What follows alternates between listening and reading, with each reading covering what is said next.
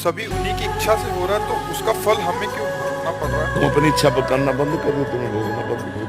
अपनी इच्छा से करोगे आचरण तो उनका भोग तुम्हें भोगना पड़ेगा। तुम भगवान की इच्छा से चल रहे हो कि अपनी इच्छा से? मन है, जब तक मन नहीं मर जाता तब तक जीव को कर्म का भोग भोगना पड़ेगा। करता बनो तुम, भगवान के ऊपर छोड़ दो तो फिर अच्छा करोगे अच्छा भोगना पड़ेगा, बुरा करोगे बुरा भोगना पड़ेगा। और जब मन और अहंकार भगवान को समर्पित हो जाता है तो जीवन मुक्त हो जाता है, फिर कोई पाप नहीं लगेगा। पूरे विश्व का भंडारा हो जाए तो कोई उसे पुण्य नहीं मिलेगा। इस दलील से नहीं चलेगा तेरी सत्ता के बिना पत्ता नहीं हिलता, तो फिर नरक भी उसकी इच्छा से बना है, रोग भी उसकी इच्छा से बने, पुलिस डिपार्टमेंट भी उसकी इच्छा से, डंडे लगाएगा ये भी उसकी इच्छा है। तो देखो याद चतुराई नहीं चलेगी। पाप भी भगवान की सत्ता से हो रहा, अगर मानोगे तो नरक भी भगवान की सत्ता से, डंडा भी भगवान की सत्ता से, रोग भी भगवान की सत्ता। दो विभाग किए गए, एक पाप कर्म एक पुण्य कर्म। पहले पुण्य कर्म करके पाप कर्मों का त्याग कर दो, फिर पुण्य कर्म में कर्ता भाव का त्याग कर दो। भगवान का नाम जप करो, भगवान की प्राप्ति हो जाएगी।